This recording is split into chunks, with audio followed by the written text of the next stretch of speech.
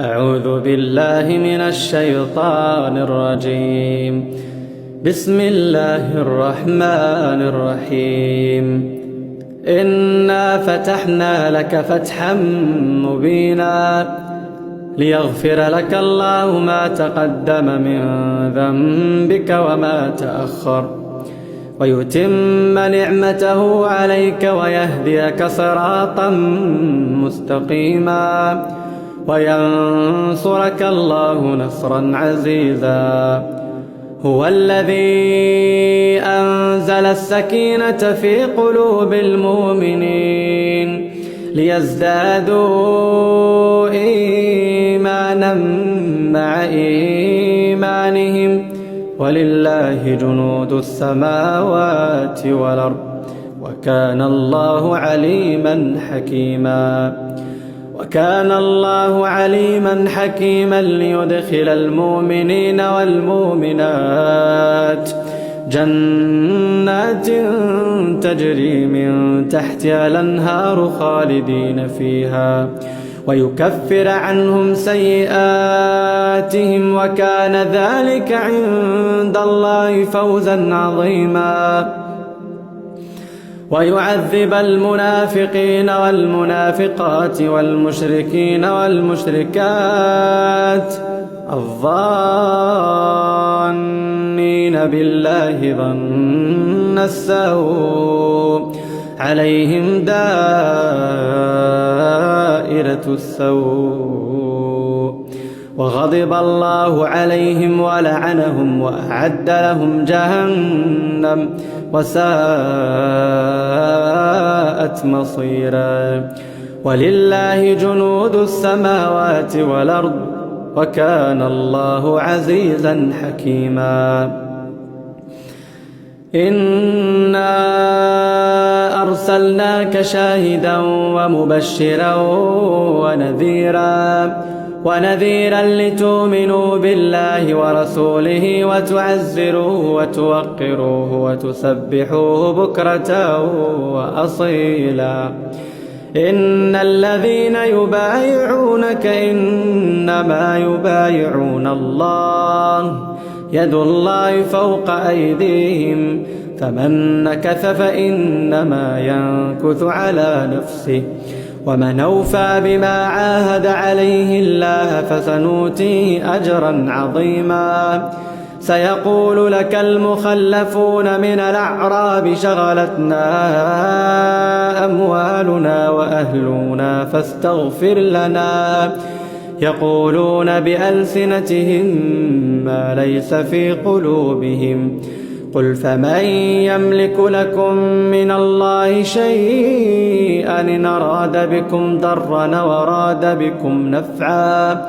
بل كان الله بما تعملون خبيرا. بل ظننتم أن لن ينقلب الرسول والمؤمنون إلى أهليهم أبدا وزين ذلك في قلوبكم وظننتم ظن السوء وكنتم قوما بورا. ومن لم يؤمن بالله ورسوله فإنا أعتدنا للكافرين سعيرا. ولله ملك السماوات والأرض يغفر لمن يشاء ويعذب من يشاء وكان الله غفورا رحيما. سيقول المخلفون إذا انطلقتم إلى مغانم لتأخذوها ذرونا نتبعكم يريدون أن يبدلوا كلام الله قل لن تتبعونا كذلكم قال الله من قبل فسيقولون بل تحسدوننا بل كانوا لا يفقهون إلا قليلا. قل للمخلفين من الأعراب ستدعون إلى قوم أولي بأس شديد تقاتلونهم أو يسلمون فإن تطيعوا يؤتكم الله أجرا حسنا وإن تتولوا كما توليتم من قبل يعذبكم عذابا أليما ليس على الأعمى حرج ولا على الأعرج حرج ولا على المريض حرج ومن يطع الله ورسوله ندخله جنات تجري من تحتها الأنهار ومن يتول نعذبه عذابا أليما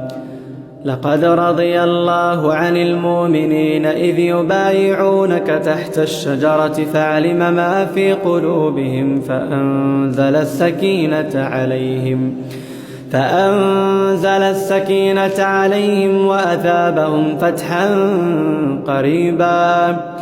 وأثابهم فتحا قريبا ومغانم كثيرة